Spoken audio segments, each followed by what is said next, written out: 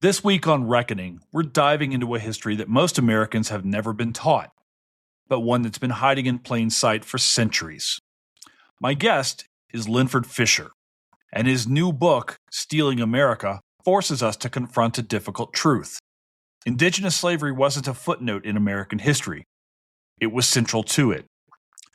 From the earliest days of colonization through the founding of the United States and beyond, Native people were captured, trafficked, and exploited in ways that shaped both the expansion of the country and the stories that we tell about it.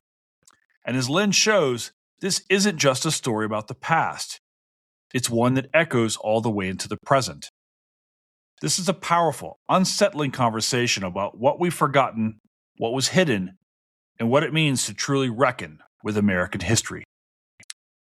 I'm Jason Herbert, and this is A Reckoning.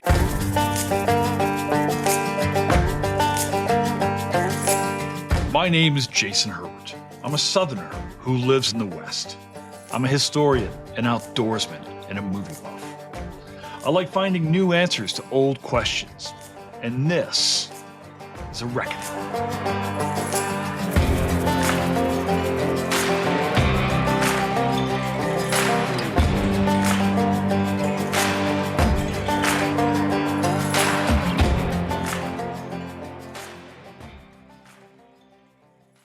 All right, so you talked about, as we were just talking before here, about living with this book for the last 15 years.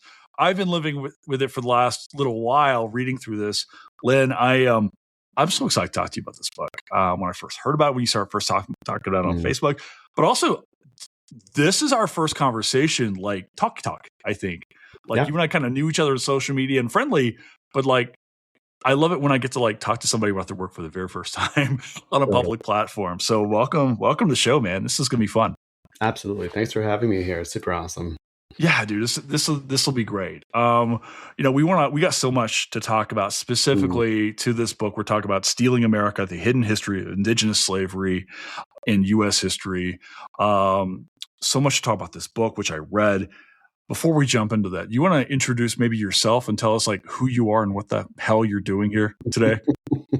Sure thing. So my name is Linford Fisher. I am an associate professor at Brown University as of July 1st, a full professor, which is really great. I'm an early American historian by training, do a number of different sort of slices of early American history of religion, Native American history of slavery, some material culture thrown in for good measure.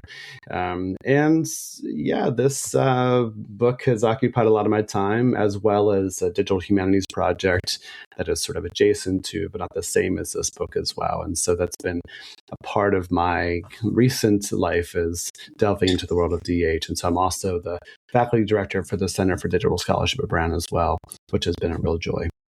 You know, you're just talking about me, about my work. I'm wondering how you sleep, dude, with all the stuff you're doing. And congrats on the promotion to full. That's awesome. Thank you. You know, that's really cool to hear. I got to ask you this, and this kind of feels like a weird question because I know how long you've been working on this, but why, Lynn, why this book? What's the germination story behind writing about Indigenous slavery? And we're getting to start breaking this down in a second. Why this book and like why now? Yeah, good question. So the why now is just the serendipity of when the book got finished, right. I guess. Yeah, sure. Not like I planned to have it in the middle of Trump's. I had to be done with it, right? Exactly. I think the origin story, as is often the case probably with most second books, is in grad school. You stumble across something, you're like, what is this? And then you have to figure out how to set it aside and come back to it later on. And so for me, I was in a grad seminar reading a bunch of recent scholarship about Native history, but then also at the same time within the archives, looking through church records in Connecticut, and kept on coming across Indigenous people who were being brought forward for baptism or even full membership sometimes, who were specifically marked as servants or slaves. And this is in the 1730s, 1740s. And I just had no sort of way of understanding that in terms of my understanding of New England history and slavery history. New England's, even though I know this isn't true, the mythology of freedom in the Northeast is really strong. And also, I just didn't have any prior exposure to slavery of Indigenous people lasting that long, even though I knew, of course, 17th century stories around the wars. So didn't have time to do anything with it, set it aside. And in the meantime, became sort of fixated on this question of the stories about enslaved Pequots being sent to Bermuda in the 17th century. Probably after the Pequot War in the 1630s, but maybe also after King Philip's War, the War for New England in the 1670s. And so when the first book was in press and I finally got a grant to do something else, I chose Bermuda as my first stop for the archives. Flew over. It's very close, actually. If you haven't been there, it's a really nice flight from the East Coast anyway. And went to the archives down in the basement in Hamilton, the main city, the capital city. Hung my stuff in the locker, went to the front desk and said, I'm here to do some research. And the lovely lady who was there said, what are you working on? I'm like, well, I'm trying to find evidence of Pequots who were shipped to Bermuda in the 17th century. And she just stopped and looked at me and she said, I am Pequot. And I was like, okay. So what was really cool is that instead of only looking at archival materials, she kind of turned me to a whole host of people in Bermuda who I then interviewed for most of that week. I got a little moped and zipped around the island and talked to relatives and got some family stories, and they pulled out newspaper clippings and family photo books. It was unbelievable. So that experience really turned me in a way to not just archival sources and stories, but also thinking about communities and descendant communities and how they might influence the interpretation and telling of this history. The question of why now, I think it wasn't planned, as I said, but it does feel actually quite important at a moment when the current administration is trying to promote uber patriotic histories of the United States and sort of define what stories get told and what stories are admitted. And here we have a book that is sort of covers the entire history, kind of crazily, of the United States, and also its sort of prehistory with the English colonies. And it's not an easy story. It's not an easy read. People tell me that all the time.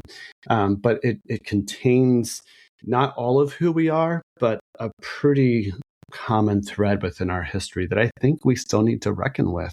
And so why now? Well, it's a really important counterbalance to the other kinds of narratives that are going on about who we are as a country and what we've done. Yeah, I'm really thankful actually for this book coming out this year because of America 250, because people are finding this newfound maybe interest in revisiting American origins and things like that. And you talk about this as a counterbalance, but I keep thinking, Len, as you talk about like other people writing what we call these uber patriotic stories, right? To be a patriot in this country means addressing, the skeletons in the closet and talking about these things and learning from them and say, look how far we've come, or look how far we have not come, and embracing all of that. Does it not?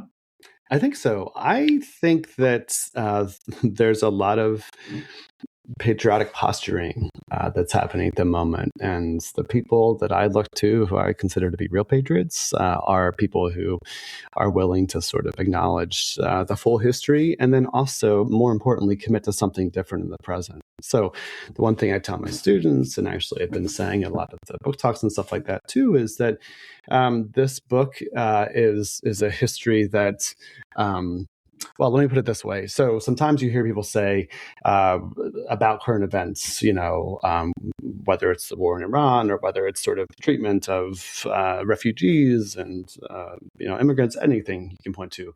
Basically, the response sometimes is, this isn't who we are.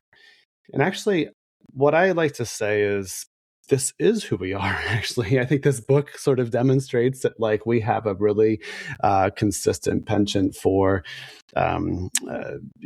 doing things that aren't so great in terms of colonialisms or suppressing people or trying to sort of fit people into Americanization molds or something like that. But what I say is, it's not who we have to be.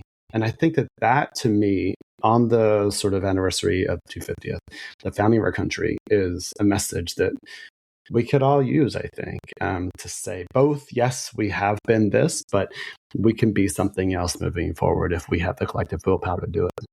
Yeah, I love that, the idea that, like, we don't have to be this, we can be this other thing. Yeah. We talk about America 250 now. There was recently, a few years ago, another date that we got to hear a lot about, another project, 1619, Hmm. a lot. When we talk about slavery, I think a lot of people's minds immediately, either in the United States, either go immediately to either the antebellum period or maybe even all the way back to, say, 1619. Yeah. And your book is doing some different work here because it's really predating 1619 by a large margin. And I'm kind of wondering, you know, what are we missing when we start to talk about the forced enslavement of human beings Mm-hmm. on this continent and into the Caribbean? What are we missing when we say start in 1619? Because there's a breadth of stuff there previously. Yeah, yeah. I think we're missing two things. But let me just first say that the book is never intending to displace the really important Sure. history of African slavery in our country. And I just want to reaffirm that it's not, these are not competing histories. They sort of overlap, they intermingle. But we have defined slavery narrowly in American history. Maybe that's one of the things that we miss if we define slavery as African slavery and Black slavery, and we start at 1619 because that's when enslaved Africans or African captives are brought into Virginia. Then that sets the whole stage for continuing to define it narrowly.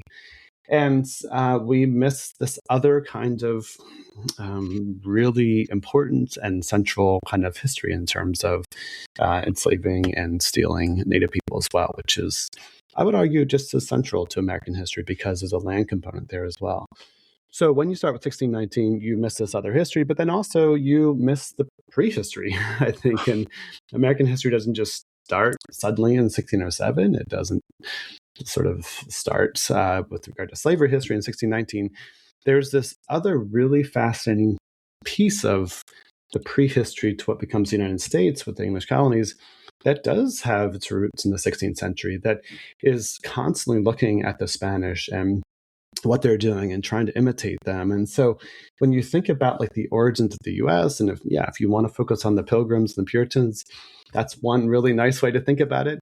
This book roots the origins of the US and the ideas that sort of lead to the country eventually in profiteering, in sort of resource extraction and land grabbing, and also in stealing and kidnapping and trying to enslave indigenous people. So, there's stories that I try to tell in the book of English explorers and colonists routinely kidnapping Native people off the coast, sometimes trying to sell them into slavery.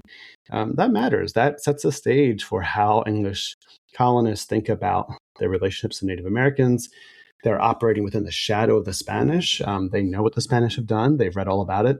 And they say they're going to do something different, and they don't. And that's important as well. Yeah. Okay. Well, let's just jump into the Spanish in the room there, Lynn, because I think for a lot of people who are maybe coming to this book or have an interest in Indigenous history or slavery history or that of the United States writ large, right? Maybe don't know some of this stuff, right? And Yeah. which is why the book is so good. And let's just talk about Columbus for a second, because, as you and I know, our great friend James Brooks has written about indigenous forms of slavery, and things like that. But this is a whole different form of slavery Europeans are bringing with them, this idea of enslavement to the Americas. And I'm kind of wondering who brings it first. Is it Columbus? Like, set the stage here. Who's the first person to kind of start doing this? Yeah, it's a great question. I think that, it's easy to pin everything in Columbus. He's a man of his times, but he does operationalize something that is in the air, right? So Yeah. a prehistory even to 1492, of course, is the early start of the West African slave trade, the colonization of some of the near eastern Atlantic islands, the Madeiras, Cape Verde, and so forth, even the Azores, the Canaries. So it does actually matter that Columbus is aware of early Portuguese and Spanish slave trading off of the West African coast. It does matter that he actually goes on one of those trips and he sees in person this West African slave trading. And then when he gets a chance, he thinks he has arrived in Asia, in India. But when he has the chance to sort of think about how he wants to monetize colonial presence or colonization, he turns to large-scale enslavement. And so, there might be initially a little bit of opportunism, grabbing people off the coast of what's now the Bahamas and forcing them to serve as guides and stuff like that. But very quickly, it turns into a vision for like a large scale slave trade out of the region. He still thinks he's in Asia, but out of what is now the Americas. Proposes it to the King and Queen of Spain, who, after contemplating it, kind of turn it down, but it still is operationalized regionally within the Caribbean and Central America and South America. So yeah, for the first 50 years, maybe at least, indigenous slavery is the slavery in the Spanish Empire. There are enslaved Africans who were brought over as early as 1512 or so, different parts of the Caribbean, but it's not really until after the 1540s, 1550s, when the outcry and the outrage against the treatment of Native Americans really takes root in some circles back in Spain. Of course, Bartolome de las Casas is a part of this. Just he's documenting this and sort of circulating information about it, leads to the passage of the new laws in 1542, which is an attempt to sort of suppress the most egregious abuses against Native Americans in the Americas and Spanish territories anyway. And then, actually Las Casas promotes this turn to African enslavement, which is sort of devastating. It doesn't mean that African slavery goes away. Andres Resendez has this great book, The Other Slavery, in which he talks about how this keeps on coming back and the Spanish crown has to keep on trying to suppress it in Spanish territories in the Americas. But this is the context in which the English colonies are founded and started. And by the time you have Jamestown in 1607, there's been more than a century of this kind of enslavement, regulation, and spread of Spanish empire in the Americas.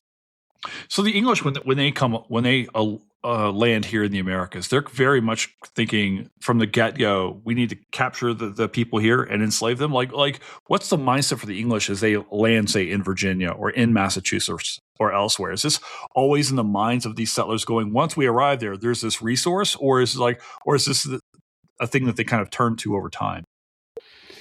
It's hard to tell exactly, but given how explorers prior to 1607 had kidnapped and thought about indigenous people as potential allies and commodities, I think it's always lurking in the background. And I think it's a really complicated relationship that early English colonists have with Native nations.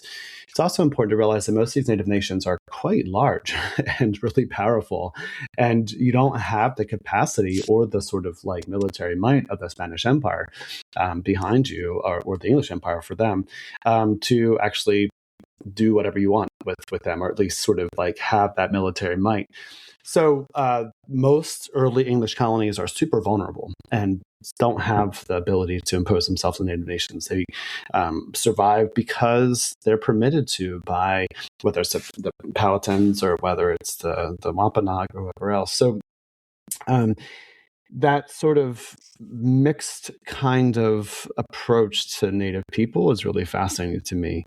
Early on, they need them, but when they get the upper hands, very quickly, they wage wars. They do begin to take captives and force them into servitude, sometimes shipping them away just to clear the land. So I can't say that the primary point of reference for English colonists is servitude and enslavement of Native peoples. It's always in the background, and when they get the chance, they make this happen. No, I have a pet peeve. When I go to Barnes and Noble, right, or some other bookstore, and I see books on this, like The Untold Story of, The Hidden History of, and I saw your book, it's like, The Hidden, it's like, really? And then I realized, wait, this is actually true. Because one of the things you're pointing at in the book is no, this really was a hidden history. This isn't like a gotcha title. This is an actual process of hiding the story of indigenous slavery here. And I think that's really one of the hallmarks and the strengths of this book is showing that this was actually a thing that people tried to cover up. We know about African slavery, and we're continuing to learn more about African slavery. And I think this book works really well in telling stories about these processes.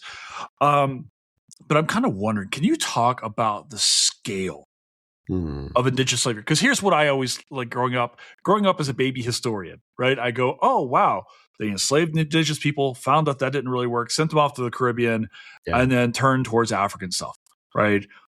That's not quite the case here. Like, what's the scale here of Indigenous slavery? Because it's way bigger than I ever imagined. Yeah, no, it's a helpful sort of question, entry point. I think scholars who have been thinking about this hemispherically estimate up to 5.5 million people, Native people, North, Central, and South America. And you might compare that to like 10.5 to 12 million enslaved Africans brought over on the African slave trade, of course, in North America and would not become the United States. I mean, I'm estimating the book up to 600,000 enslaved Native Americans, which, by the way, is actually more than the combined total of enslaved Africans brought directly from West Africa and from the Caribbean and other places as well. So the scale is actually, as you say, much, much larger.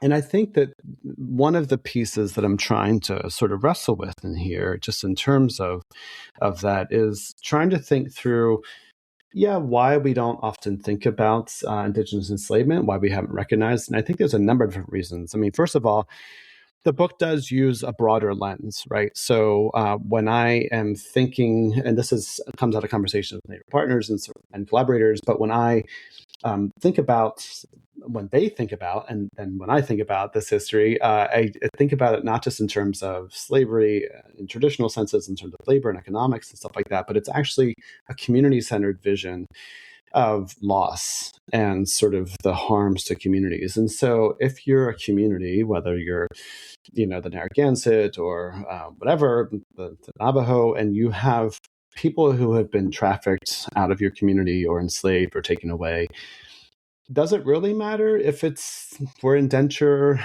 or captivity or for chattel slavery? It might matter to historians, and I'm fine if we debate sort of how we talk about this. That makes sense to me as well. But from community perspectives, it's loss. People are gone, and that affects the community almost universally the same, whether they're gone for one reason or another. So I found that really helpful in terms of thinking about this book. And then, of course, the intertwining with land, which we can talk about later, perhaps. But the hiddenness, I think, is multi-layered. First of all, just the records themselves do contribute to this hiddenness. And in some cases, the scale is like maybe not quite as large as the African slave trade. But the record keeping is really, really different. So just one example of this, I spend a lot of time at the UK National Archives in Kew and just outside of London. And one of the record books I was looking at from Barbados is, basically it's just like a record book from a certain time frame, like 1715 to 1720 or something like that. And tucked within it, kind of within the seams of the binding in a way, was like a 25-page handwritten manuscript document. And it had a summary year by year of every single sort of ship that was brought from West Africa that had enslaved Africans on it. So this exquisite summary plopped in the middle of the Barbados records that gives this summary that people can look at. You don't find anything like that with regard to Indigenous slavery. It doesn't mean it wasn't happening at exactly the same time. It doesn't mean that it was not just as important in some ways in terms of local economy. But the record keeping for the trafficking of Indigenous people is much, much less well documented in different kinds of ways. So that's one thing, just like the record keeping. Also, when you talk about sort of enslaved Indigenous people being sent to the Caribbean or other places as well, there's often an erasure of their indigeneity. This happened too for Africans as well, like the tribal associations and affiliations and where they're from and languages they speak are all lost. That happens for Indigenous people too. But even worse, in a way, Indigenous people are often just wrapped into this larger verbiage of slave or black or whatever else. And the official censuses really bear this out too, where they just say there's, X number of slaves or blacks on an island. So that's part of it. I think there's another interpretational part of this too. One of the perhaps maybe more controversial pieces of this book is to think about indigeneity and multiraciality. And I feel like the field has somewhat implicitly followed early 19th century notions of race. And so this idea of the one drop rule, that if you are a person of color and you have one drop of black blood, so called, then you're black. But the opposite is not true, or the opposite is true, I guess, for Native Americans. You need to have 100% Native blood to be Indigenous. And that sort of racial logic, which makes no sense, of course, and defies how Indigenous people today define themselves, especially from areas where there's a lot of intermarriage and so forth, has led us to sort of read multiraciality in the records through the lens of Blackness. And that obscures sort of Native presence and Native voices and how Native people self-identify. So historians are part of this too. We believe the records too much. We don't think critically enough about indigeneity and what that means and identity. And so once you start to think about multiracial Indigenous presence throughout all of American history and also as a part of slavery history, the story changes entirely. Can I ask you about the process going on in your head, Lynn, as you are thinking through this stuff? And first of all, I have to admit, when I opened up the book and I saw the Bermuda stuff, I was like, oh, I know why he wrote this book, right? Because everyone wants to go to the Bermuda archives. But you and I are scholars, and there are all these different approaches. So for people listening in, I really want to kind of dig in maybe a little bit to the craft here to let people know like what's behind the curtain for historians as we go to an archive. Because some folks go in saying, hey, I've got a theory here. Other folks like me, I just go in going, I just want to see what's there and follow the clues. Like for you, what's that process like? Are you formulating these ideas while you're at the archive? Do you go and collect this stuff in, say, in England or in Bermuda or elsewhere, or tribal archives, and then come back in your office, go, okay, I've seen this. This is what's going. Like, what's the process of discovery for you, like Lynn?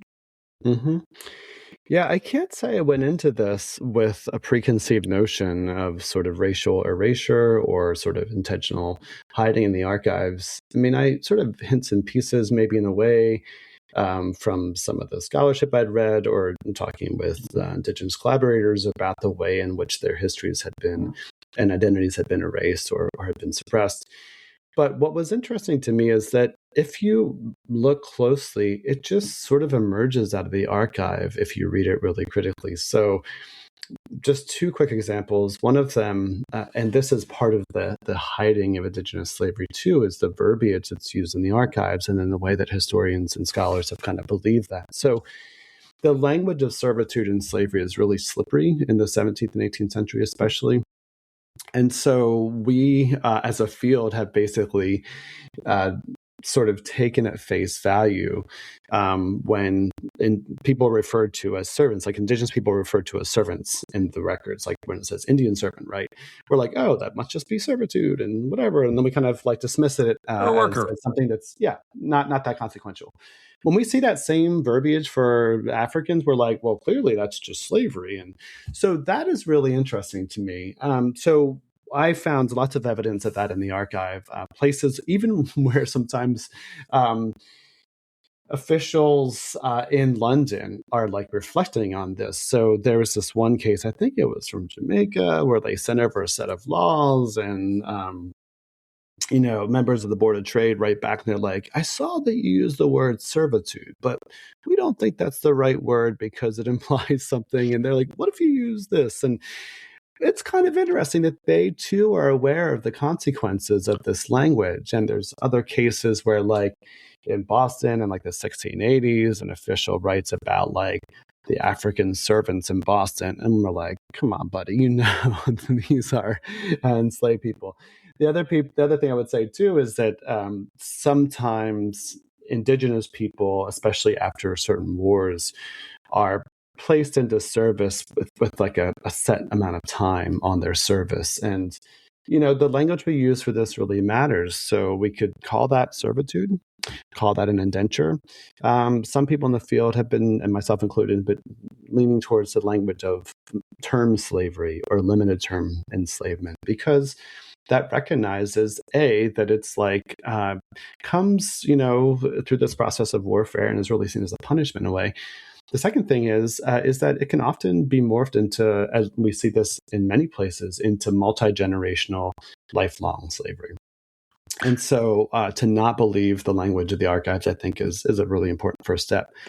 There's other cases that are really clear and fascinating too. So in the 1670s, there are 3 ships that are coming out of Suriname, essentially, coming out of the Anglo-Dutch Wars and basically a transfer of Suriname back to the Dutch. These 3 ships are sort of in the harbor. They're about to leave when the Dutch governor,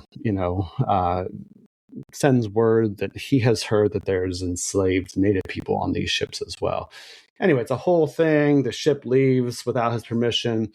My point is that the records initially of the tally of who's on these 3 ships clearly separate out the indigenous people who are called domestics, but they're still essentially recognized separately from the enslaved Africans on the ships. By the time they get to Jamaica, the entire batch of people on the ships are just called slaves. And so, again, this erasure of indigeneity that the records themselves, if we look closely enough, completely reveal time after time after time. I want to ask you, Lynn, I think so many people are going to come to this conversation and to your book, hopefully thinking about slavery in terms, obviously, of African slavery. And that's why this book works such a complement to those understandings. But I'm kind of wondering, one of the differences here is that we know that indigenous slavery takes place, say, in the Northeast. And I'm kind of wondering as well, if we could maybe use the Pequot War as an example to talk about what indigenous captives were forced into doing on the part of European Americans. What happens to the men and women and children? What is the lived experience for these enslaved people? Yeah. I think it varies a lot by region, but if we think about the Pequot War, for example, essentially there's very few men or even boys that are captured during the Pequot War. There's records of native men who are captured simply being executed, sometimes drowned off the coast of Connecticut and the Long Island Sound. But most colonists, and I think this is true for a lot of different regions and times, especially in North America, where there's a little more close household sort of domestic slavery, native women and children are often greatly preferred. They're seen as probably less likely to turn on enslavers, less likely to perhaps self-emancipate or run away, which isn't actually the case, but that's what they see and think. And so in those cases, women and children are often just set to household labor in different kinds of ways. And native women are, like with enslaved African women, I think, are either leaned on for pre-existing different kinds of skill sets, but also taught specifically kind of English versions of those skill sets in terms of knitting and sewing and clothing repair and cooking. And, native women are agriculturalists and have been historically. And so sometimes they're set to that within the English context as well, but often agriculture is sort of masculine activity for English colonists. And so they're not. Childcare is a big one as well. So a whole range of activity. Native men who are enslaved, at least after the Pequot War, and other times as well, would have been sent to, put to maybe harder outdoor labor, but also leaned on in terms of local knowledge, and also sometimes forced to serve as guides or messengers. Sometimes, waterways are really important, and the knowledge of water, I think, is really important as well. So pilots and guides on the water as well. So a huge range. In the Caribbean, it's a little bit different. Often Native people are just sort of wrapped into everyday plantation life. Every now and then you do get hints that enslaved native people on Caribbean plantations were seen as a little bit of a prize in a way, especially if they're coming from certain regions or nations, and so maybe given slightly different kind of privileged work. So sometimes hunting, fishing, sometimes serving as footmen for carriages and stuff like that. But there's a lot of evidence that reveals very little distinguishing between enslaved Africans and natives as well on southern and also Caribbean larger plantations. One of the things that I really wrestled with when I was teaching was talking about sexual assault onto African and African descended women. And I feel like we have to talk about this here. Do you see also, Lynn, the same cases? Because I remember talking to my students and really wrestling with how do I talk to a teenage student, a young college student, perhaps even a high school student? How do I talk about these traumatic events? And I'm wondering, do we also see the same kind of relationships towards women, or women treated as sexual objects by their English enslavers as well during, say, the 17th and early 18th centuries?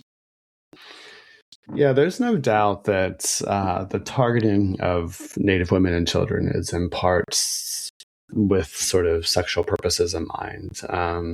Doesn't matter really if it's the Puritans or the English colonists of Virginia or plantation owners in the Caribbean. Unfortunately, I think this does happen a lot. It's not documented maybe quite as frequently or as well. But it is continuous throughout the course of this history. I mean, whenever you have power differentials, whenever you have women who are sort of subjugated in this way, you're going to have these kinds of impositions, and that it's horrible. It really is horrible. It needs to be talked about. But there are these moments where it's specified a little bit differently, and one of the cases that I talk about in the book is a Sauk and Choctaw husband and wife who are in Indiana and escaped during the period of Indian removal in 1828 down to Alabama, and they get folded into a southern plantation. And both the mother and the daughter experienced rape at the hands of the overseer, or the plantation owner, actually, and his son. And then there's actually, I mean, it gets really dark, but essentially the son of the plantation owner not only rapes the daughter, but then the child, the daughter, when she grows up as well. So there's a story of incest that's really horrible. And then the sort of grandchild, the product of that incest, is the one who's interviewed in the 1930s by the Works Progress Administration and tells the story. So a really heartbreaking story that, again, we only know because these journalists went and interviewed them in the 1930s. And how many other stories of this go completely unrecorded, uncontested in different kinds of ways, by the thousands, tens of thousands or more. And if you think about the way that part of Secretary Ventrum works, the idea that the condition of the child follows the mother, enslavers had motivation to either rape their enslaved women themselves, or to what they called like slave breeding, essentially. By the 19th century, it's really common as well. So yeah, there's a really, really dark and hard history of sexual assault and rape. The history of slavery, exhibits, and I think that this story of Indigenous enslavement also shows as well. Well, Lynn, I want to talk to you about Indigenous responses to Indigenous slavery. And one of the favorite stories I used to love to tell, and I was first introduced by my professor, Robert Owens, when I was taking his classes at Wichita State as an undergrad, was about this thing called the Yamasee War. And for people who don't know, this is a story that people should know. I want to talk to you about the responses. And Alan Gillay has written about how really Indigenous slavery in a lot of ways shaped the contemporary Native South. Can we talk about the Yamasee War and how Native people responded to this? Because they simply weren't bystanders. They weren't okay with Indigenous slavery, and they knew quite well what was going on. Mm-hmm. What happens in South Carolina? Mm-hmm. Mm-hmm. Yeah, the story really begins, and I would affirm that Alan Gillay's book is really sort of a really good place to turn to. But in my book, the story begins in the 1680s, of course. Mm-hmm. Coming out of what's happening in Virginia, I think that's a really important background as well. So during the Powhatan Anglo Wars, there's a lot of enslavement of natives who are enslaved locally or shipped out of the region. What happens in the Carolinas is a little different in that there's a really systematic effort by English colonists to to arm coastal natives who then enslave to the interior or to the south, and then bring back captives for sale to English merchants. So this slave trade actually runs for almost 40 years, and the Yamasee War is sort of the exclamation point, the ending of it in a way. But in the process, because this indigenous slave trade is so damaging to Native nations, and also there's such frustration with it over time, the English are forced to sort of, arm one nation and then eventually burn them out, turn on them, enslave them, arm another nation, burn them out, right? And so they move systematically through about, half a dozen to 8 or 10 indigenous nations in this time period. And by the time you get to the Yamasee War, there's a widespread growing frustration with English slave traders or just traders who function as slave traders in a way. But these same traders are also, and this is the intertwining of indigenous slavery and also dispossession, these same traders are also often surveyors who come out to sort of mark out new territory for the English and try to barter deals or broke deals and stuff like that.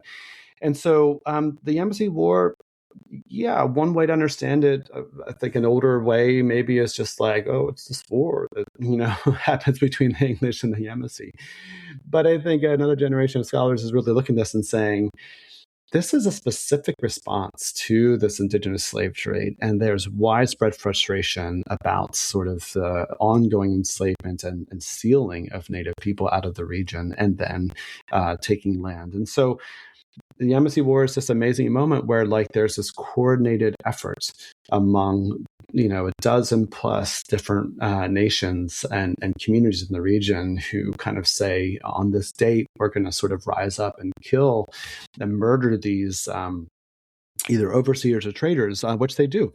And it turns into this massive war of most Native nations against the English between roughly, 1715, 1716, 1717. And, it really alarms the colonists. They write back to England and they're like, look, if we don't have support, we're going to cease to exist as a colony. And it's one of many moments of just the boiling over of Native frustration in North America. I mean, think about King Philip's Wars this way as well. Pebble Revolt is kind of that way too. The Anglo-Powhatan Wars, I think, as well. So it almost destroys the colony of South Carolina. Ironically, this war to end the slave trade, the indigenous slave trade, increases it temporarily. So as the English are sort of defending this offensive war and trying to regroup and think about how to suppress the Yamasees and their allies, they do what they've been doing for the past 40 years, and they slave raid incessantly.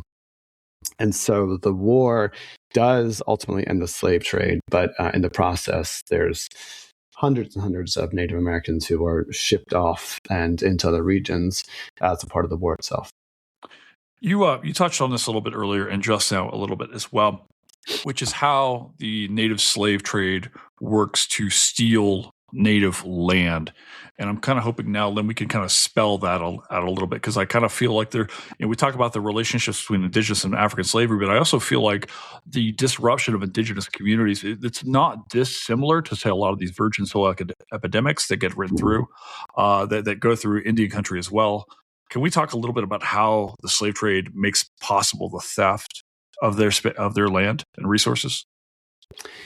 Yeah, to me, this is a really big revelation in a way as I was trying to understand this history. So one of the things that people ask me sometimes is, how is indigenous slavery different from African slavery, right? Isn't just all like slavery history? And in a way, it kind of is. But the key for me is that when you have people who are living on the land that colonizers want, enslaving those people that are on the land that you want has a different meaning. It's not just about labor then. There's like a settler colonial ideology that's about expansion and taking over land.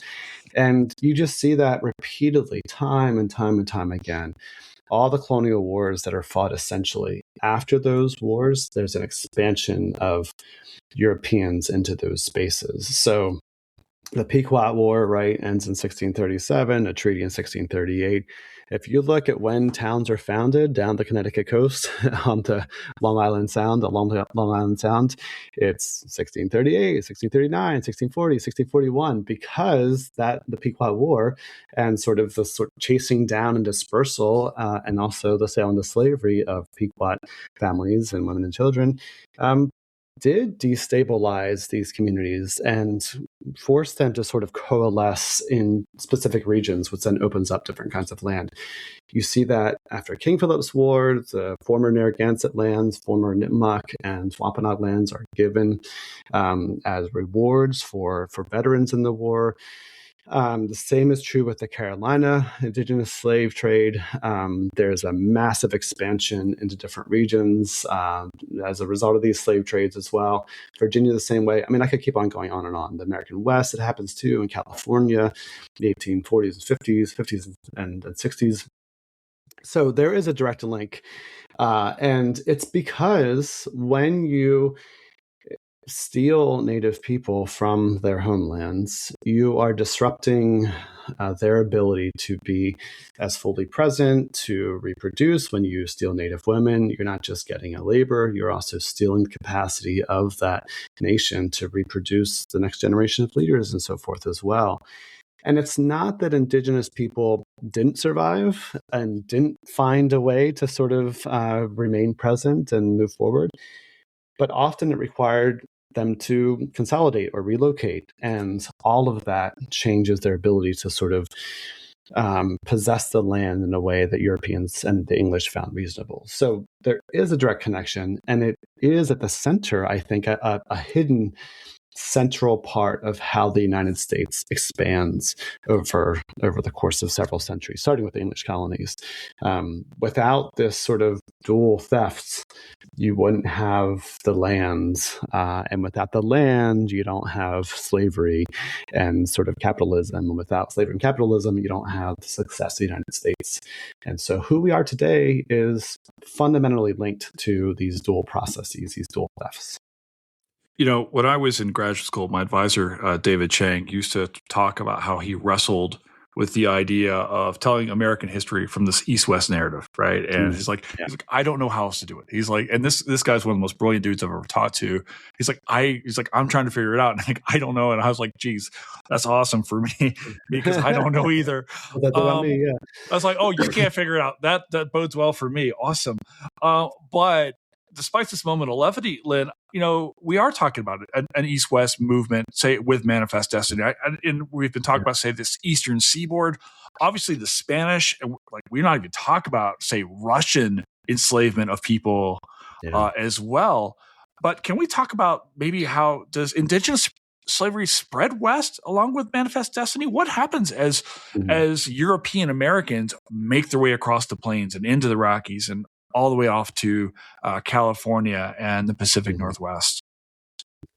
Yeah, I think this was another surprise for me in researching and writing the book, is that, you know, we, I think, sort of have known in the field that there was, as it's been framed, this residual sort of Spanish system of slavery, and like maybe a more familial kind of community, relationally based system of slavery.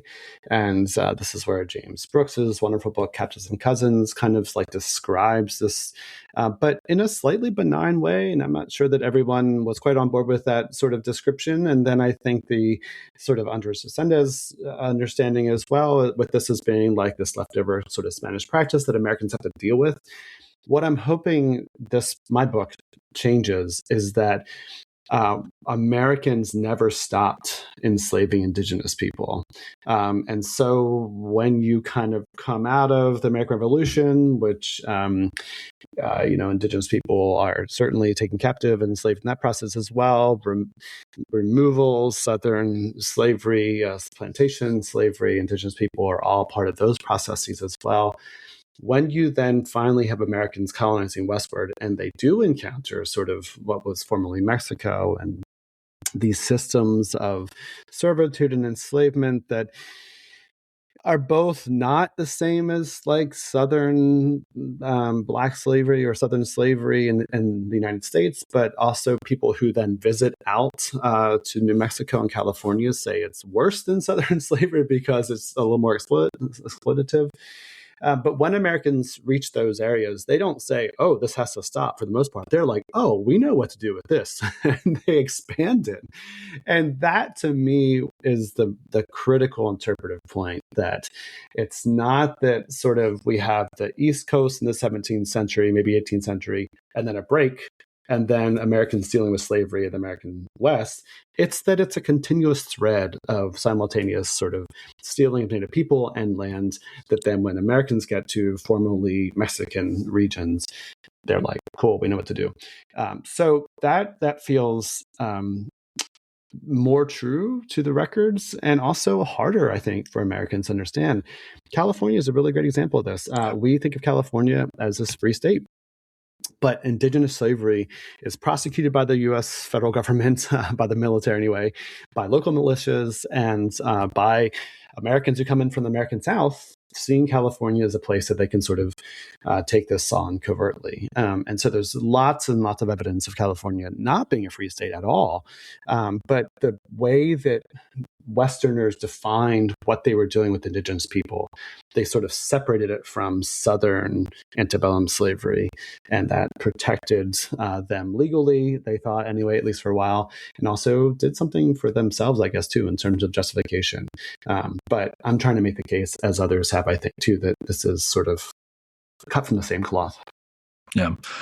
Lynn, you know that I started this whole thing off as historians of the movies. We talk, Taylor Sheridan has to varying degrees tried to work in indigenous storytelling into his stuff. And most recently with the show 1923, which I think really addressed Indian boarding schools in the most public way I've seen recently on film. And I think that's one of the I got to this book and you start talking about boarding schools and I went, whoa, I had never thought about it in terms of slavery and forced servitude and things like that. And, when I'm on reservations, the Southern Ute Indian tribe has a phenomenal museum in Ignacio in southwestern Colorado. Big part of that story is the boarding school experience. And it is live and present. When you go to the reservations today, people want to talk about boarding schools. And I feel like we need to do that here. And can you talk about how you started to talk about boarding schools in context with these ideas? Because I think it's real. For me, I'm not kidding, it was a real page and head turner for me as I got to this in the book. That's fantastic to hear, honestly. I hope that that's a similar experience for other people as well. And connecting these histories is a really important part of that, sort of drawing the thread out of our American history as a whole. And I have to give full credit to sort of people I was talking to at the time. Brenda Child is one of them, but also more locally, people in New England, my collaborators for Stolen Relations, this other project I'm working on. And I was continually pushed to think about boarding schools and labor and the outing system in particular. So, and once I began to dig into it, I'm like, oh my gosh, like these Native kids, very, very young, are being forced to work for half a day, 6 hours essentially. And what really shocked me is it's not just like, oh, we need the bathrooms cleaned or food cooked. But like a lot of these places, Native children are in basically like sweatshops producing wagon wheels and saddles and tons of potatoes and beans and corn and stuff like that. And then the school administrators are selling that for profit to sometimes Americans who are heading westward, sometimes just to local populations, and raking in a profit on the backs of these Native children. The other thing that I think is really important to recognize too is that even though these are sort of touted as educational opportunities, we have records, almost the full span of records from the Carlisle Indian Industrial School in Pennsylvania, for example. They've been digitized or online. And what's really heartbreaking is, and a lot of these records, they record the educational level of the student when they came in and when they left. And sometimes you have 10 years in a boarding school and no movement in terms of educational progress. I don't think that's because the students weren't bright or smart. It's because the system of the boarding school was not intended to actually educate them and move them up through society. It was really intended to keep them in a place of service industry within American society and assimilate them, of course, as well. So everyone looks at Carlisle Indian Industrial School, and what I wanted to do is to expand the story quite a lot. So in 2022, under Deb Holland, the BIA did a self-study and then published reports and found a shocking number of federally sponsored boarding schools, around 410, ranging from 1801 up into the 1980s. Way more than we thought, I think, as a field before. Of course, Indigenous communities knew about those individual stories, but They know. That larger sense of it, I don't think even most Indigenous nations really understood as well. So that's partly what I wanted to do, is to say there's this other thing that's growing in the background of the 19th century and into the 20th century. And it's really pernicious. And it's not just about education, but it's about labor. And the outing system, which Richard Henry Pratt does pioneer at Carlisle, becomes a model that other schools pick up. And the outing system is even more labor focused, because in the outing system, there's no education. It's just labor. You're sent out into white families to work for the summer, sometimes year round. The whole point is to prevent you from going back to your community, right? To increase assimilation. And so much so that, like, when sort of people from the BIA are trying to find other places for boarding schools, they go in and they say, look, a boarding school is really good for your community because you'll have really cheap labor. Like in Phoenix, this happens. And this guy gives an address, and people are like, hey, we've got, factories, and we've got, like semi farms and plantation type things, and we've got households that need to be cleaned, and so we would love to have a boarding school here, and indeed that's what happens. Same with California as well. So it really is connected, even though I think when people first come to my book, they're going to be like, boarding school, what are you talking about? It's absolutely a part of this history. And you think about then the Dawes Act, right? And sort of allotment happening right in the middle of all of this. Just as Native children are being taken off reservations, the federal government is telling these same communities, well, you have fewer people on these lands, so you need less land. So again, this intertwining of stealing people, stealing lands is absolutely part of the story. One of the absolute things I love about this book is that it is not grounded in the 17th or the 18th century. When I messaged you the other day on Facebook, I was like, damn, dude, this is good, right? And the thing that I really appreciate is that you forcefully and painfully bring this story full circle all the way up until today. So I want to really get it. And there was a couple other spots that I wasn't making these connections, so you brought them up in the book, which is things like Indian adoption, Indian Child Welfare Act, and then, of course, missing and murdered Indigenous women. Can you talk a little bit more about that and kind of bring that full circle here and talk about how the history of trauma in Indigenous communities, of which Indigenous slavery is a huge part of that, has affected all the way up into, say, Indian adoption and then MMRW as well? What do these things have to do with the history of Indigenous slavery? Yeah. So the adoptions are really important. I mean, they are a part of this hidden history, I think, in a way. Yeah. I don't know that if you would pull the average American off the street and be like, hey, was Native American adoption ever a thing? And they'd be like, what? But it really was, and the Mormons play an important part of this too, but the federal government gets into the game for a little bit. State agencies, religious agencies, which are at the core of the boarding schools as well, are a part of the adoption too. The adoptions, in a way, Indigenous adoptions are part of a wider sort of adoptive push in the mid-20th century. It's a part of sort of the process of assimilation, I think, in many ways. But I come back to the distinctiveness of Native American adoptions and student placements, which is what the Mormons are saying they're doing, because you are draining the reservations and you are sort of reducing the ability of reservation communities to raise up future leaders, right? And so that's a really powerful piece of this. And a lot of the survivor testimonies of Indigenous children who were adopted into white communities and white homes is that they were kind of sort of seen as like a menial labor source. And there's a lot of stories of like very young Indigenous women, especially girls, but also boys, being forced to do household labor after school and stuff like that. So it does fit sort of with the labor, but it also fits with the stealing piece of it too.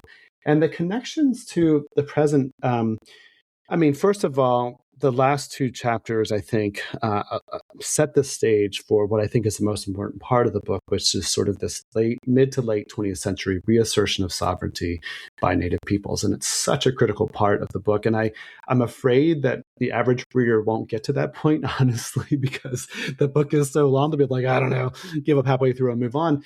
But to me, those last two chapters are the point in a way, is not just it's a long history of settler colonial domination, but throughout, Native nations have continually pushed back and resisted and asserted their sovereignty.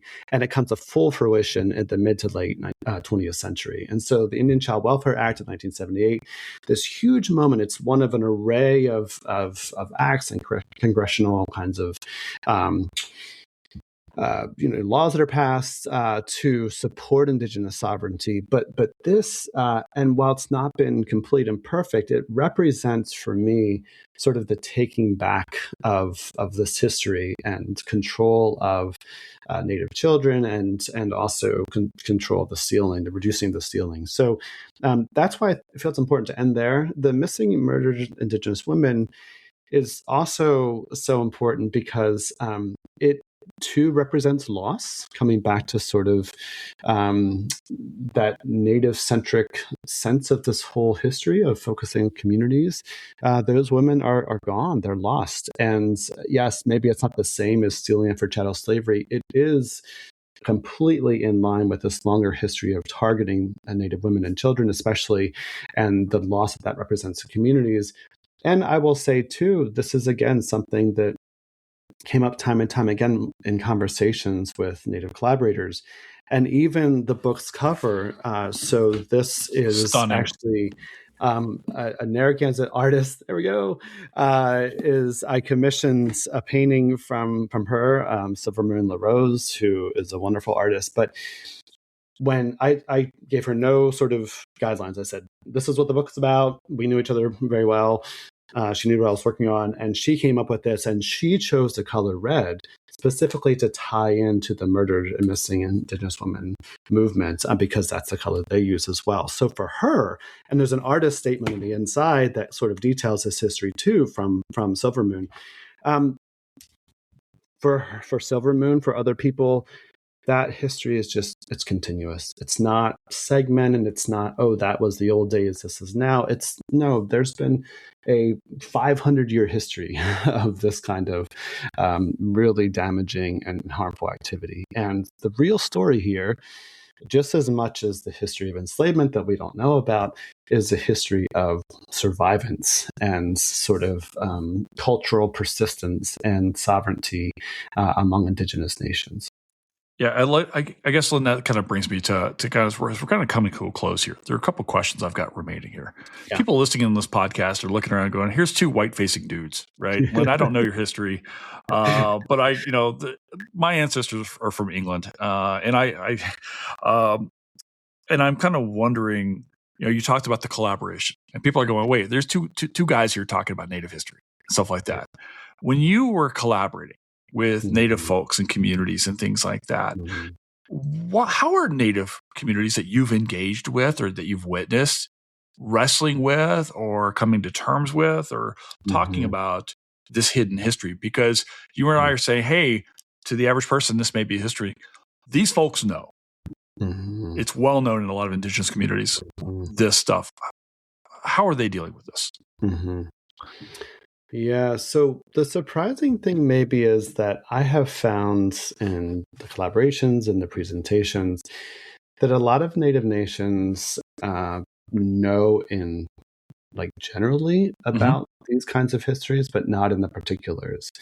And so one thing that's been really helpful, I think, is to sort of have a white, nerdy dude like myself dig into the archives and find all these stories and examples that maybe were not as well known. I mean, the archives are not friendly places for many people, but especially not Indigenous people, and especially not tribal members.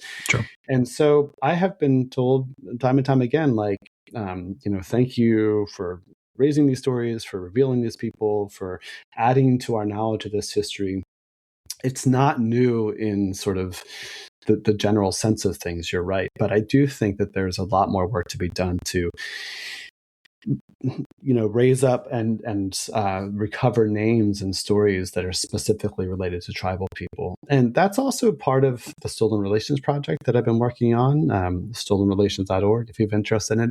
It went live in May of last year, and it is, when it went live anyway, it was the first and at the time only database of Indigenous slavery in the Americas. And it's been a highly collaborative project since 2019 with regional Native nations in New England here. And so much of our conversations with our collaborators was looking at sort of individual records, and there were moments when they, just requested in our meetings that we would just stop and sit with the stories that we had uncovered, because they didn't know about these specific individuals and their experiences. And, we ran a summer institute for stolen relations, and one of the women giving a final presentation, and she actually started her presentation by apologizing to her ancestors for not knowing their experiences and their names. So I think there's a space for archival research, but it has to move beyond just the archives. And that's the biggest takeaway for me. It's completely transformed how I think about the past, how I think about history, writing history. In a way, this book maybe should have like multiple authors or something, right? It's like it's so shaped by people that I've been in communication with and in collaboration with, and I try to give them a lot of credit throughout, and also in the preface and acknowledgments. But no one writes a book alone, and so acknowledging the immense input of people is really important. Are there stories that you didn't get to put in that you wish you could have talked about, or stories you wish you could have tracked down? I mean, the hiddenness of this in the archives always frustrated me. And even when you have sort of vague references to indigeneity, you just know there's so many more people that you will never have access to in terms of their identity. The first draft of the book in 2019 was 225,000 words. The final version was 160,000 words. So yeah, a lot got cut. And probably it's for the best. It was too long. But what I was surprised in researching the book is how much I had to cut and how much there is out there. And I feel like I've barely scratched the surface, honestly. I hope this book spins off multiple dissertations and a whole another generation. I mean, I was a part of a generation that was inspired by the books that came out in the early aughts. And I hope there's another generation of historians that are inspired to dig deeper. And the one thing I wish I had time for was to dig in really local archives all across the South or in other places that I didn't really get a chance to dig into. I think once we start digging with the lens of looking for indigeneity and Indigenous people, we're going to find more and more. Len, I have to ask you, you've been writing this book, researching it for a long time. Now we're kind of in this final stretch of getting it out to the public and talking to people in a celebration of the work and of the people that we're talking about. What comes next for you? You've got the big thing on July 1st. I'm assuming that's going to be a good day. But what's next? Are you the kind of guy who has the next book project in mind already, or you can take some time and relax? Are you teaching? What happens next? Yeah, I wish I could say I was just going to kick back and do nothing. That'd be really fun. I love to sail, so I'm hoping when things calm down, I'll get more time on my boat out on the Narragansett Bay and the regional waters. But honestly, I don't know. I mean, the way that we're trained and what it means to be at a place like Brown means that there's a lot of things that I promise people that I haven't done. So first I will try to catch up with that. in terms of essays and stuff like that. And I do think that there's a way in which I want to keep on supporting and working on the Stolen Relations Project, which is live but not done. So maybe a few more grants to sort of support that work. I do have the concept of an idea, as one might say, about the next project, which is to say I'm really interested in merging my professional interests and my hobbies. So I would love to find a way to write about water and sailing and what we know and what people back in the 16th and 17th, 18th century knew about tides and currents and, sort of the way in which water was, the highway for so long, and so we sort of don't think quite as much about that, and maybe there's a way to do that experientially, and document sailing to certain locations or kayaking down the Connecticut River or something. I don't really know. So to be determined, but I would love to sort of do something a little more tactile, hands-on, and water-based. Listen, Len, you've got me on the verge of busting out my Jimmy Buffett vinyl that's over my left shoulder, like this close right now. Hey, listen, you're gonna be full professor. You get to write the book that you want now. So I'm all in, and we'll do that. Congratulations, Len, on writing this amazing thing. Thank you for taking the time and putting the trust in this podcast to help share these really important Indigenous stories. I hope people go out and read this book. You may doubt people will make it through the book. My friend, I read the whole damn thing and I loved it. So thank you for letting me do that, man, because this was really, really great. And getting to finally get to talk to you in person like this is a real joy. It's a great way to start a Saturday. So thank you so much for coming on the pod, man. Thanks for having me. And I hope our paths cross in person sometime soon as well. And thanks for all the good work you're doing. It's really, really important, both the podcast, but also other things as well. I know that we were talking about earlier. I'm really impressed with that full scope of things. So thanks for being here. Thanks for your questions. And go forth. And if you feel inspired by the book, people. And that's a wrap here at Reckoning with Jason Herbert. Thank you so much to my friend Linford Fisher for coming in to talk about this really important story that we need to be talking more about in American history. Thank you to our producer, Fletcher Powell, for continuing to produce this show and make it run. And most of all, thank you to all of you for continuing to show up, to show out, and share this show with all of your friends and everyone else. We have a bunch of stuff coming for you soon. We'll see you then. Ciao for now. Bye.